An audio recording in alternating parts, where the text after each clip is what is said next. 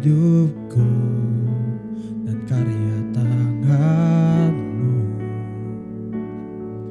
Ku tersanjung karena semua yang baik dalam hidupku, itulah karya-Mu. Kau beri kesempatan yang baru dan ku ingin mengenal-Mu, Tuhan, lebih dalam dari semua yang ku kenal. Tiada kasih yang melebihi-Mu. Ku ada untuk menjadi penyembah-Mu.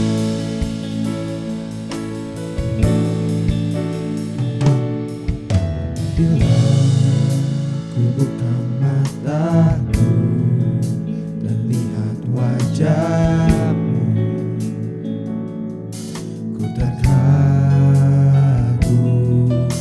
Bila ku lihat hidupku dan karya tangan-Mu, ku tersanjung karena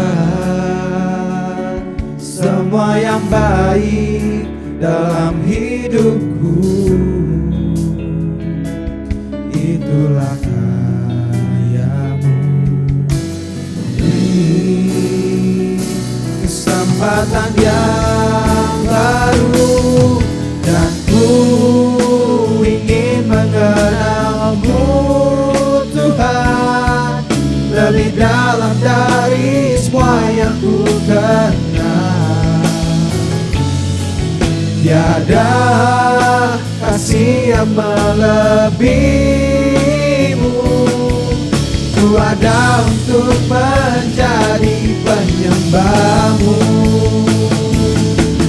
dan ku ingin mengenal-Mu, Tuhan, lebih dalam dari semua yang ku kenal.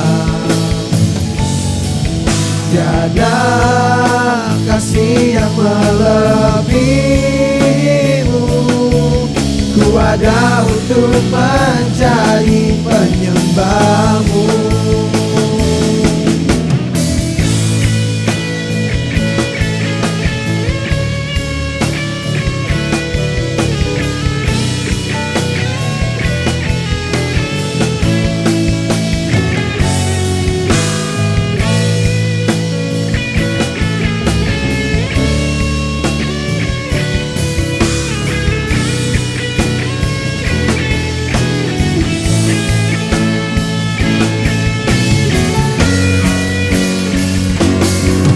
Dan ku ingin mengenal-Mu, Tuhan, lebih dalam dari semua yang ku kenal. Tiada kasih yang melebihi-Mu. Ku ada untuk menjadi penyembah-Mu. Sebentar kita akan mengambil perjamuan kudus untuk memperingati pengorbanan Tuhan Yesus di kayu salib untuk menebus dosa kita. Teman-teman dipersilakan untuk mempersiapkan perjamuan kudus.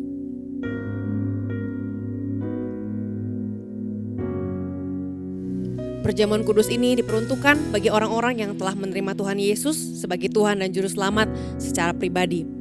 Mari kita mempersiapkan hati kita untuk mengambil perjamuan kudus ini dengan mohon ampun atas dosa-dosa kita dan melepaskan pengampunan bagi orang-orang yang telah menyakiti hati kita.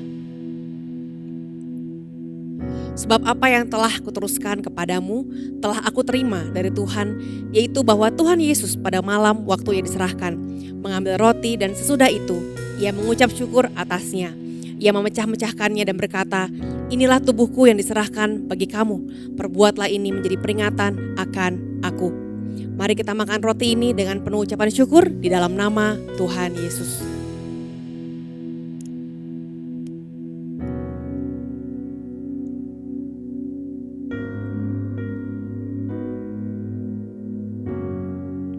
Demikian juga ia mengambil cawan sesudah makan, lalu berkata, "Cawan ini adalah perjanjian baru yang dimateraikan oleh darahku. Perbuatlah ini setiap kali kamu meminumnya menjadi peringatan akan aku. Sebab setiap kali kamu makan roti ini dan minum cawan ini, kamu memberitakan kematian Tuhan sampai ia datang. Mari kita minum anggur ini dengan penuh ucapan syukur di dalam nama Tuhan Yesus."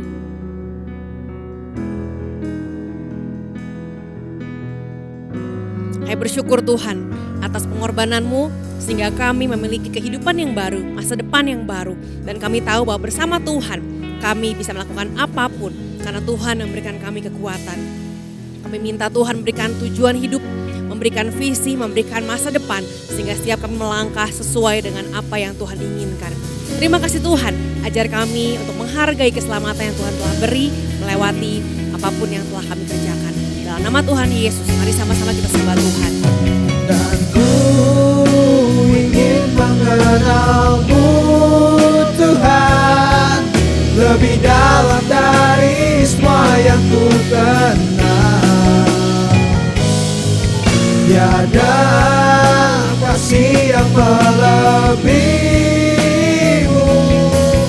ku ada untuk menjadi penyembahmu.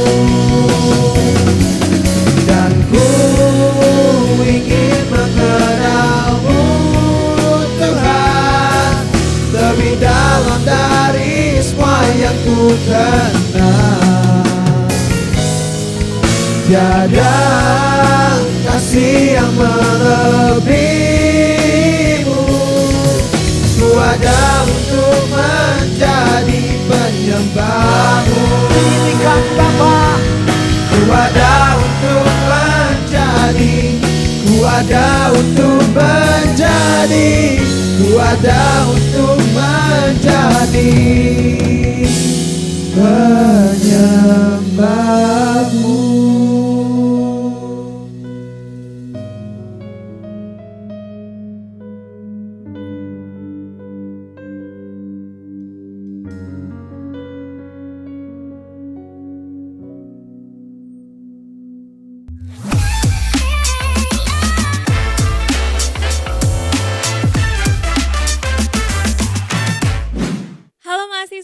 Nggak kerasa kita udah memasuki bulan September.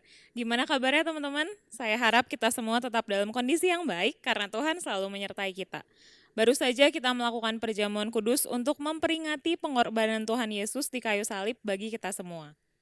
Hari ini saya yakin Tuhan mau berbicara spesifik bagi kita semua. Sebelum mendengarkan firman Tuhan, mari kita berdoa terlebih dahulu. Tuhan Yesus, kami bersyukur kalau hari ini kami boleh beribadah lagi. Tuhan, kalau sebentar kami mau mendengarkan firman-Mu, Tuhan yang memberkati setiap lidah bibir hamba-Mu supaya dapat menyampaikan setiap firman yang berasal dari Tuhan aja.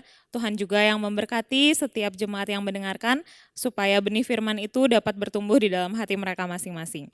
Dalam nama Tuhan Yesus kami berdoa, amin. Teman-teman, ada sebuah survei singkat yang dilakukan oleh seorang pendeta yang bernama Craig Groeschel ketika beliau akan berkhotbah di gerejanya. Nah, kalau ada yang nggak tahu siapa itu Craig Groeschel adalah founder dan senior pastor gereja Life Church yang ada di Amerika. Dan beliau juga adalah salah satu pelopor aplikasi Alkitab yang bernama YouVersion. Saya percaya sebagian besar dari kita pasti menggunakan aplikasi YouVersion untuk membaca Alkitab. Nah, kembali lagi pada survei singkat tadi, di dalam surveinya Craig Groeschel membuat list dari berbagai sikap hati. Ada honor, purity atau kemurnian, integritas, dan loyalty atau kesetiaan. Kemudian Craig bertanya pada orang-orang yang berbeda dari list tersebut. Pertanyaannya adalah, sikap hati mana yang paling dilupakan oleh orang-orang di zaman sekarang? Ternyata teman-teman, hasil pertama yang muncul, hal yang paling dilupakan oleh banyak orang di zaman sekarang adalah kesetiaan. Faktanya begitu teman-teman, ketidaksetiaan merupakan masalah yang sangat serius di zaman sekarang. Tadi saya bilang ketidaksetiaan merupakan masalah yang sangat serius di zaman sekarang. Nah tapi ada masalah lain lagi yang gak kalah seriusnya, yaitu ketidaksetiaan ini sangat sulit disadari oleh manusia. Seringkali kita menganggap diri kita setia, padahal faktanya kita jauh dari kata setia. Di mulut sih ngomongnya, Tuhan adalah satu-satunya pribadi yang saya cintai. Tapi kenyataannya tetap aja lebih memilih menghabiskan waktu untuk bermain game dibanding baca Alkitab. Ngomongnya sih ke temennya ya, you are my best friend forever gitu. Tapi ketika bestinya nyakitin hatinya, langsung gak mau temenan lagi. Dan berakhir malah gosipin bestinya sendiri. Atau nyindir-nyindir di sosial media. Apakah itu setia? Tentu bukan ya guys. Ketidaksetiaan ini memang sulit untuk dilihat secara kasat mata. Coba di take notes teman-teman. Disloyalty is very difficult to see in the mirror. Susah buat dilihat karena gak kelihatan secara kasat mata. Kalau kita gak setia akan suatu hal, orang lain belum tentu bisa lihat ketidaksetiaan kita. Kita bisa bilang setiap waktu bahwa kita adalah orang yang setia. Tapi nyatanya ketika kita diperhadapkan dalam kondisi yang mendesak, biasanya kita tetap setia sih, tapi setia hanya sama diri kita sendiri. Banyak dari kita yang seperti itu. Ketidaksetiaan atau disloyalty adalah masalah yang benar-benar serius dan sulit untuk dilihat secara jelas. Saya mau kasih contoh di Alkitab di Perjanjian Baru. Ada seorang laki-laki yang mengklaim, yang menyatakan bahwa dirinya ini mau setia ikut Yesus. Namanya adalah Petrus. Yuk sama-sama kita buka Alkitab kita dan lihat di Matius 26 ayat 33 sampai 35. Aku akan bacakan untuk kita semua. Matius 26 ayat 33. Petrus menjawabnya, biarpun mereka semua terguncang imannya karena engkau, sekali-kali aku tidak. Ayat 34, Yesus berkata kepadanya, sesungguhnya aku berkata kepadamu, malam ini sebelum ayam berkokok, engkau telah menyangkal aku 3 kali.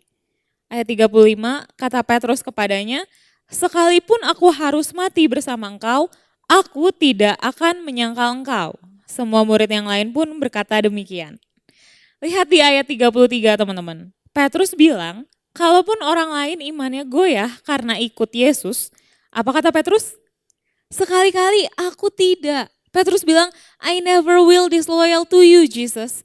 Aku gak setia sama Tuhan Yesus. Aku mau setia sama Yesus. Bahkan sekalipun aku harus mati, aku akan tetap setia sama Yesus. Begitu kata Petrus.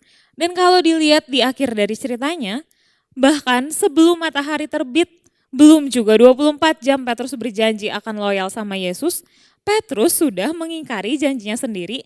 Kenapa? Karena Petrus takut mati bersama dengan Yesus. Ayam aja belum berkokok. Waktu dia ketemu sama satu orang asing, terus ditanya, kenal Yesus enggak? Petrus jawab, oh enggak kenal. Siapa itu dia? Ketemu lagi sama orang lain lagi. Terus dibilang sama orang tersebut, oh dia ini tuh salah satu pengikut dari Yesus. Dia yang suka bareng-bareng sama Yesus. Dijawab lagi sama Petrus, bahkan dengan bersumpah, siapa sih? Enggak, gue gak kenal siapa itu Yesus. Terus ada orang asing lagi, nanya lagi, oh bener ini yang suka bareng Yesus, logatnya aja sama kayak Yesus. Petrus menyangkal lagi untuk ketiga kalinya, bahkan Petrus mulai mengutuki orang tersebut dan meyakinkan bahwa dirinya tidak kenal Yesus. Petrus gak menyangkal Yesus cuma sekali guys, dia bahkan menyangkal Yesus 3 kali. Gak cuma menyangkal, dia bahkan menyumpahi dan mengutuki, meyakinkan semua orang bahwa Petrus gak kenal Yesus. Kenapa? Karena pada saat itu Petrus dihadapkan pada kondisi yang mendesak. Kondisi mendesak yang seperti apa? Petrus takut dihukum mati karena menjadi pengikut Yesus. Petrus seolah-olah diperhadapkan dalam hidup dan mati. Jangan-jangan kalau aku setia sama Yesus, aku bakal mati juga. That's why akhirnya dia menyangkal Yesus, gak setia sama omongannya. Dan saat ayam sudah berkokok, barulah Petrus sadar, oh ternyata tadi malam apa yang gue bilang gak akan menyangkal Yesus, bahkan gue berani mati bareng sama Yesus. Baru aja tadi malam mau setia sama Yesus, mau menjadi orang yang paling setia, even yang lain gak setia.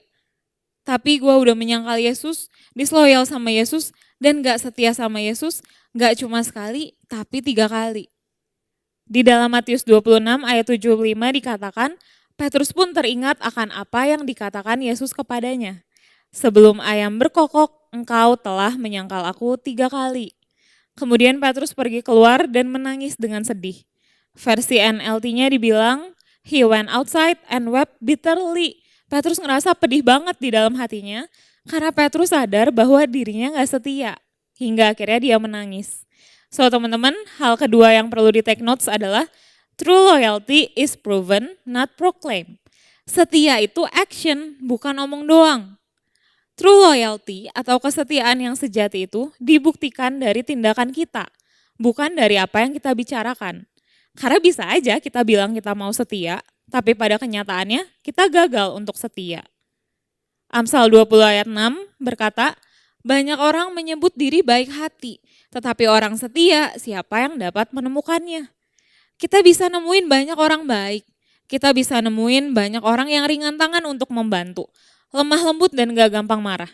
Tapi orang yang benar-benar setia melakukan kebaikan itu, orang yang mau selalu menjadi pengikut Yesus yang setia, meskipun kondisi dan tantangan rasanya ada di luar kekuatan kita untuk menanggungnya, sulit ditemukan teman-teman. Dan sebagai pengikut Yesus, jangan cuma membicarakan soal kebenarannya aja, tapi kita harus menghidupi kebenaran itu juga. Jangan cuma setia di mulut aja, tapi di dalam tindakan juga.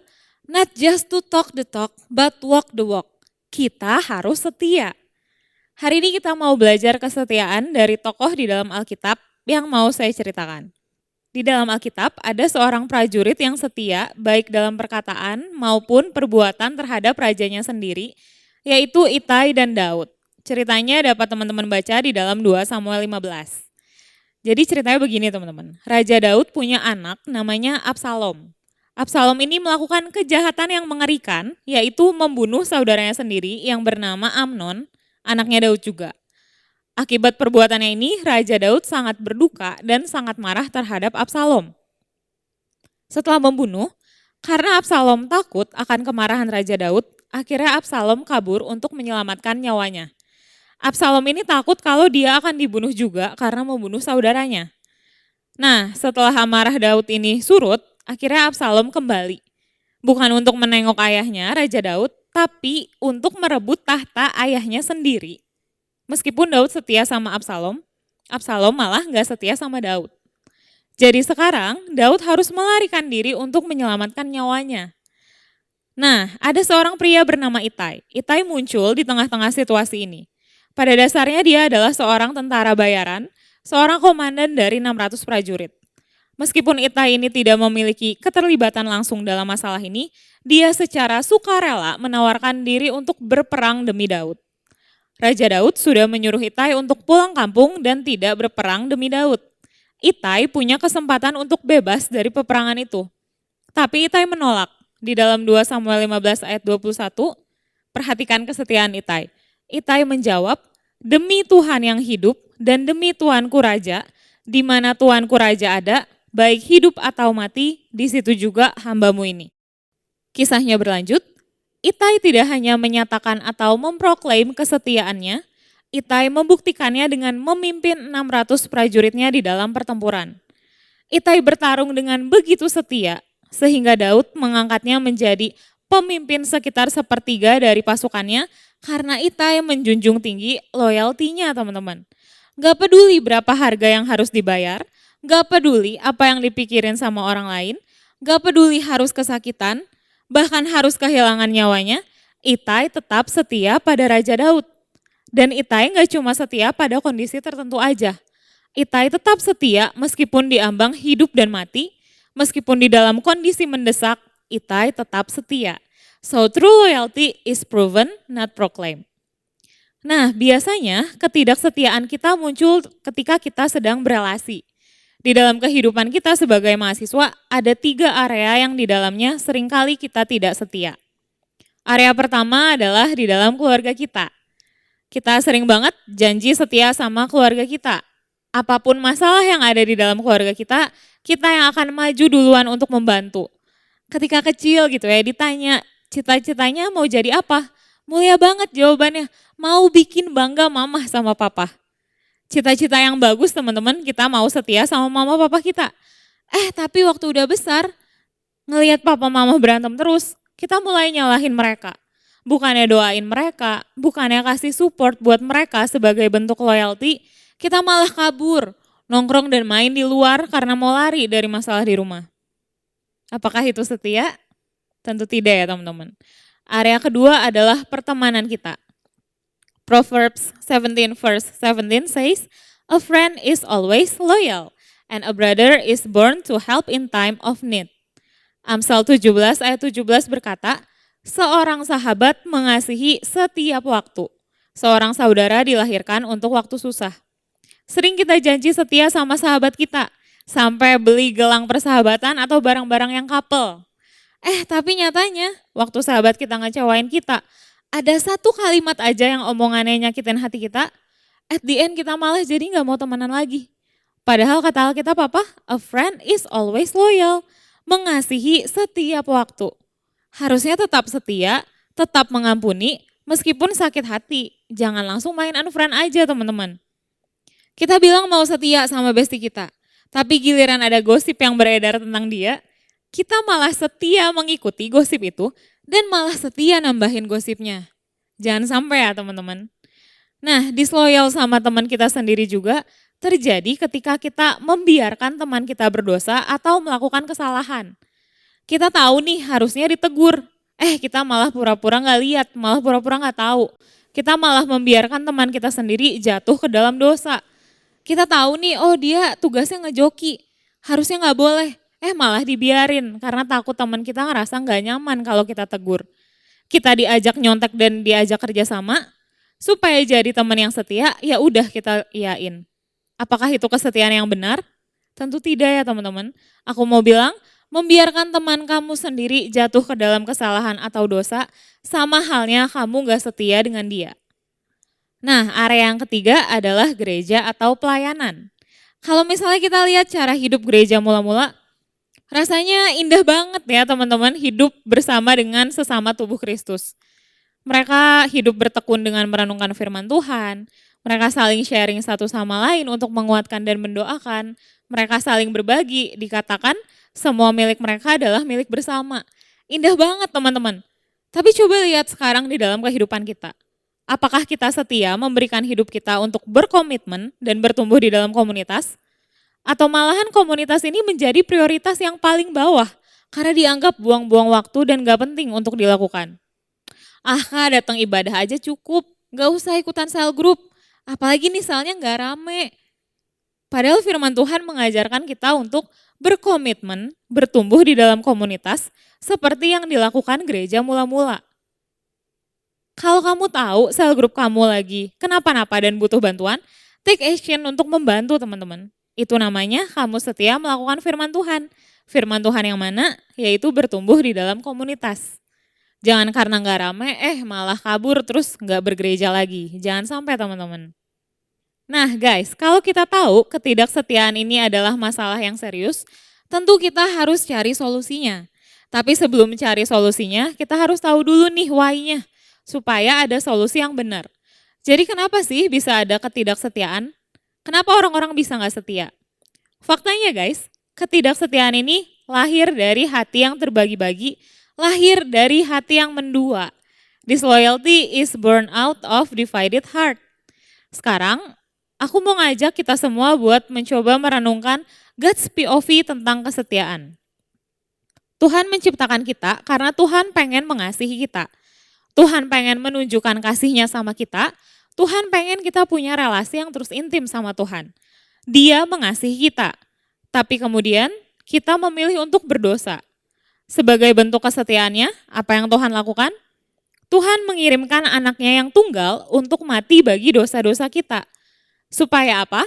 Supaya kita yang gak setia ini bisa terus mendekat sama Tuhan.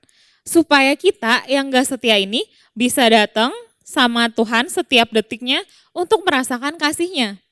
Supaya kita yang gak setia dan sudah dipenuhi lumpur dosa ini dibersihkan Tuhan dan dipulihkan untuk hidup sesuai dengan panggilannya sehingga keajaiban terjadi di dalam kehidupan kita.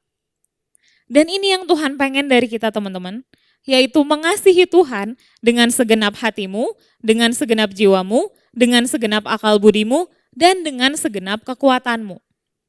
Maksudnya tuh apa sih?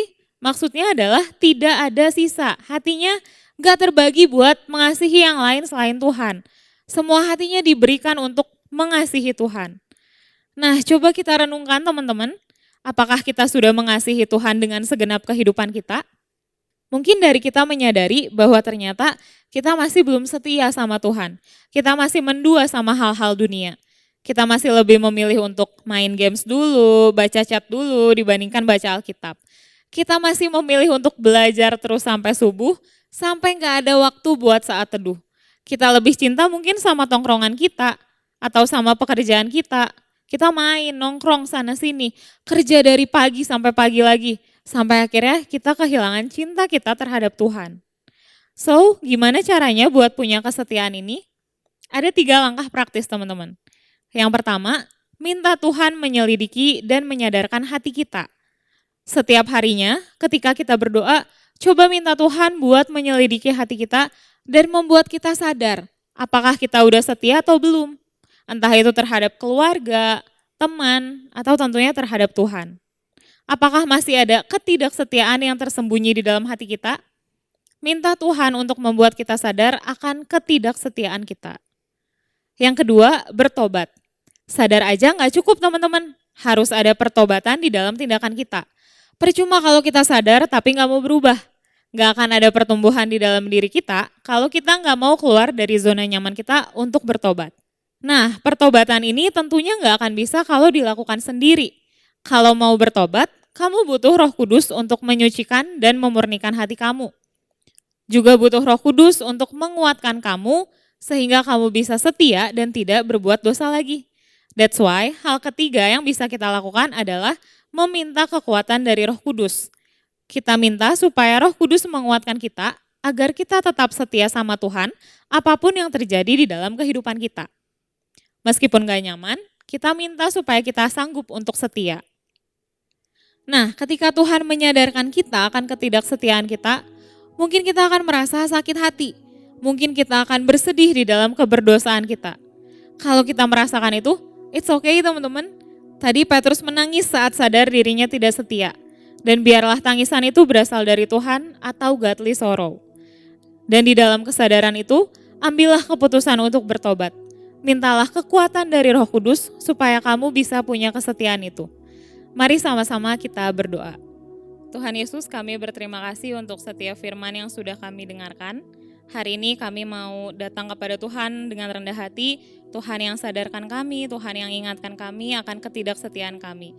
Dan kami mohon Tuhan biar ada Roh Kudus-Mu yang ada di dalam hati kami, membuat kami kuat untuk setia bersama dengan Tuhan di dalam setiap harinya kami. Hari ini hamba-Mu mau melepaskan berkat, Tuhan memberkati keluargamu dengan kasih yang daripada Tuhan Yesus Kristus, Tuhan yang melindungimu dengan hikmat-Nya yang tak terbatas, sehingga apapun yang kamu kerjakan dibuat Tuhan berhasil. Di dalam nama Tuhan Yesus Kristus kami berdoa, amin. Bagi teman-teman yang membutuhkan dukungan doa ataupun konseling lebih lanjut, kalian bisa scan QR Code yang ada di bagian bawah layar, sehingga para konselor dan pendoa bisa menghubungi dan mendoakan teman-teman semua. Tuhan Yesus memberkati.